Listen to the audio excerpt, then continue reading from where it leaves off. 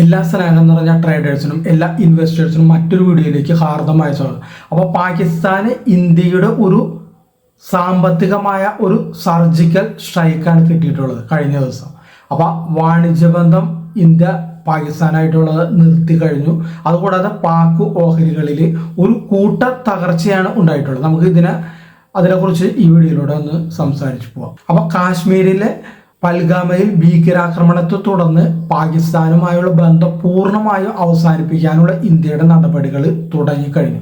അപ്പോൾ പാക് സമ്പദ് വ്യവസ്ഥയ്ക്ക് കനത്ത ഒരു അടിയാണ് അത് ഉണ്ടാക്കാൻ പോകുന്നത്. പഞ്ചാബിലെ അട്ടാരി അതിർത്തി അടയ്ക്കാനും സിന്ധു നദിയിലെ ഉൾപ്പെടെ ജല ഉപയോഗ കരാറ് 1961 ഉണ്ടാക്കിയ കരാറ് അത് റദ്ദാക്കുവാനുള്ള തീരുമാനം അതൊക്കെ വന്നതോടുകൂടി പാകിസ്ഥാന് വാണിജ്യ വ്യവസായ മേഖലകളെ അത് സാരമായി ഉലയ്ക്കാനായിട്ട് സാധ്യതയുണ്ട്. പാകിസ്ഥാനിലെ കാർഷിക മേഖലയിലെ ഒരു നട്ടെല്ലാണ് സിന്ധു, ചെനാബ് നദികളിൽ നിന്നുള്ള വെള്ളം. അപ്പോൾ വൈദ്യുതി ഉൽപാദനത്തിനും പാകിസ്ഥാൻ പ്രധാനമായും ആശ്രയിക്കുന്നത് ഈ നദികളിലെ വെള്ളമാണ്. ഫലത്തിൽ നദീജല കരാറുകൾ നിർത്താനുള്ള ഇന്ത്യയുടെ നീക്കം പാകിസ്ഥാനെ സാരമായി ബാധിക്കും. മുംബൈ ഭീകരാക്രമണത്തിന് ശേഷം പാകിസ്ഥാനുമായി ക്രിക്കറ്റ് മത്സരം ഉൾപ്പെടെയുള്ള ഉഭയകക്ഷി ബന്ധങ്ങൾ ഇന്ത്യ അവസാനിപ്പിച്ചെങ്കിലും വാണിജ്യ ബന്ധം അട്ടാരി വഴി നിലനിർത്തിയിരുന്നു. 2023-24 ഏകദേശം $3.7 മില്യൺ ഉൽപ്പന്നങ്ങളാണ് ഇന്ത്യ പാകിസ്ഥാനിൽ നിന്ന് വാങ്ങിയത്. 2022-23 0.32 ബില്യണിൽ നിന്നാണ് ഈ വളർച്ച എന്ന് നമ്മൾ ഓർക്കണം. അതുകൂടാതെ നടപ്പ് സാമ്പത്തിക വർഷത്തെ ആദ്യത്തെ 9 മാസക്കാലത്ത് ഇറക്കുമതി 12.3 മില്യണിൽ നിന്ന് 0.41 മില്യണിലേക്ക് കുറയുകയും ചെയ്തു. ഇന്ത്യയിൽ നിന്ന് പാകിസ്ഥാൻ 2023-24 8.9% വളർച്ചയോടെ $206 മില്യൺ ഉൽപ്പന്നങ്ങൾ വാങ്ങിയത്. നടപ്പ് സാമ്പത്തിക വർഷം ആദ്യത്തെ 9 മാസത്തിൽ ഇത് 15.34% വർദ്ധിച്ച് $176.31 മില്യൺ എത്തി. കണക്കുകളിൽ ഇന്ത്യക്കാണ് മുൻതൂക്കമെങ്കിലും വാണിജ്യബന്ധം നിൽക്കുന്നത് പാകിസ്ഥാനും വളരെയധികം തിരിച്ചടിയാകാനാണ് സാധ്യത. പച്ചക്കറി, പയർവർഗ്ഗങ്ങൾ, കാലിത്തീറ്റ, പ്ലാസ്റ്റിക് ഉൽപ്പന്നങ്ങൾ തുടങ്ങിയവയാണ് പാകിസ്ഥാൻ ഇന്ത്യയിൽ നിന്ന് പ്രധാനമായി വാങ്ങുന്നത്. മറിച്ച് ഇന്ത്യ പാകിസ്ഥാനിൽ നിന്ന് വാങ്ങുന്നതോ അല്ലെങ്കിൽ ഇന്ത്യ പാകിസ്ഥാനിൽ നിന്ന് ഇറക്കുമതി ചെയ്യുന്ന സിമന്റ്, ഗ്ലാസ്, ജിപ്സം, ഉപ്പ് തുടങ്ങിയവയാണ്. അപ്പൊ അട്ടാരി അതിർത്തി വഴി 2023-2024 ഇരു രാജ്യങ്ങളിൽ തമ്മിൽ ഏകദേശം 3886 കോടി രൂപയുടെ വ്യാപാരം നടന്നതായിട്ടാണ് ചില റിപ്പോർട്ടുകൾ സൂചിപ്പിക്കുന്നത്. അപ്പൊ 71,500-ലധികം പേര് അതിർത്തി കടന്ന് ഉള്ള യാത്രകളും നടത്തിയിട്ടുണ്ട്.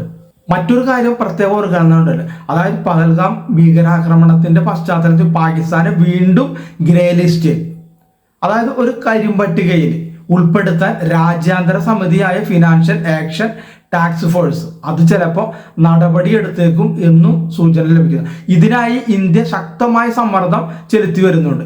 ലോകത്ത് പണം തിരിമറി, ഭീകരവാദത്തിനുള്ള പണസഹായം എന്നിവയ്ക്കെതിരെ നടപടിയെടുക്കുന്ന രാജ്യാന്തര സമിതിയാണ് ഇത്. ഈ ഗ്രേ ലിസ്റ്റ്, ഈ കരിമ്പട്ടികയുടെ ഗ്രേ ലിസ്റ്റിൽ നിന്ന് 2022 പാകിസ്ഥാനെ ഒഴിവാക്കിയിരുന്നു. അതായത് അവർ മുന്നോട്ട് വെച്ച നിർദ്ദേശങ്ങൾ പാലിച്ചത് കണക്കിലെടുത്തായിരുന്നു ഇത്.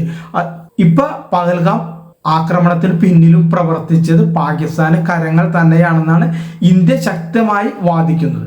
എന്നിരിക്കെ പാകിസ്ഥാന് മുന്നിൽ ഗ്രേ ലിസ്റ്റിലേക്കുള്ള വാതിൽ വീണ്ടും തുറന്നു വരും. ഗ്രേ ലിസ്റ്റിൽ അകപ്പെട്ടാൽ അത് വ്യാപാര നയതന്ത്ര ബന്ധങ്ങളെ കാര്യമായി ബാധിക്കും. പാകിസ്ഥാന്റെ GDP വളർച്ച നമ്മൾ നോക്കിക്കഴിഞ്ഞാൽ ഏകദേശം വെറും 2.7% കഴിഞ്ഞ ദിവസം ലോകബാങ്ക് വിലയിരുത്തിയിരുന്നു. ഇതിനു പിന്നാലെ ഇന്ത്യ സ്വീകരിച്ച കടുത്ത നടപടികളുടെ ആഘാതം കൂടിയാകുമ്പോൾ പാകിസ്ഥാനെ കാത്തിരിക്കുന്നത് ഗുരുതരമായ സാമ്പത്തിക പ്രതിസന്ധിയാണ്. അപ്പൊ ഇതിന്റെ രണ്ടിന് ചുവട് പിടിച്ചാണ് ഇന്ത്യ എടുത്ത കടുത്ത തീരുമാനങ്ങൾ. അതുകൂടാതെ ലോകബാങ്കിന്റെ ആ വിലയിരുത്തലും കൂടി വന്നപ്പോൾ പാകിസ്ഥാന്റെ ഓഹരി വിപണി നല്ല രീതിയിൽ താഴ്ന്നിട്ടുണ്ട്. അതിന് മറ്റൊരു കാര്യം എന്ന് വെച്ചാൽ ഭീകരവാദത്തിന്റെ ഉത്തരവാദിത്വം പാകിസ്ഥാന് മേൽ വരുന്നതും ആഗോളതലത്തിൽ പാകിസ്ഥാനെതിരെ പ്രതിഷേധം ഉയർന്നേക്കാമെന്ന് ഉള്ള ആ നിക്ഷേപകരുടെ ഒരു ചിന്താഗതി വന്നിട്ടുണ്ട്. അതുകൊണ്ടാണ് അവിടെ ഒരു വിൽപ്പന സമ്മർദ്ദം നിക്ഷേപകർ കാണിച്ചത്. കൂടാതെ അട്ടാരി അതിർത്തി അടയ്ക്കാനും നദീജല കരാറിൽ നിന്ന് പിന്മാറാനുള്ള ഇന്ത്യയുടെ തീരുമാനവും ഓഹരി വിപണിക്ക് ഇടിവിന് വഴിയൊരുക്കിയിട്ടുണ്ട്. പുറമെ ലോകബാങ്കും കൂടി ഇങ്ങനെ ആയപ്പോൾ കുരുൽമേൽ കുരുവായി പാകിസ്ഥാൻ. അതുകൂടാതെ മറ്റൊരു പ്രധാനപ്പെട്ട സംഗതി ശ്രദ്ധിക്കേണ്ടത് പാകിസ്ഥാന്റെ സ്റ്റോക്ക് എക്സ്ചേഞ്ചിന്റെ ആ വെബ്സൈറ്റ് ഇന്ന് രാവിലെ മുതൽ, കഴിഞ്ഞ ദിവസം രാവിലെ മുതൽ പ്രവർത്തിക്കുന്നില്ല. അതായത് വെബ്സൈറ്റ് മെയിൻ്റനൻസ് എന്നാണ് വെബ്സൈറ്റ് തുറക്കുമ്പോൾ പറയുന്നത്. പക്ഷെ ചില ഹാക്കർമാർ ഹാക്ക് ചെയ്തതായിരിക്കാം കാരണമെന്നും ചില അനൗദ്യോഗിക വിവരങ്ങളുണ്ട്. അപ്പൊ ഇത്രയുമാണ് നമുക്ക് ഇപ്പൊ പാകിസ്ഥാനെ കുറിച്ച് പറയാനുള്ളത്. വീഡിയോ കണ്ട എല്ലാവർക്കും നന്ദി, നമസ്കാരം.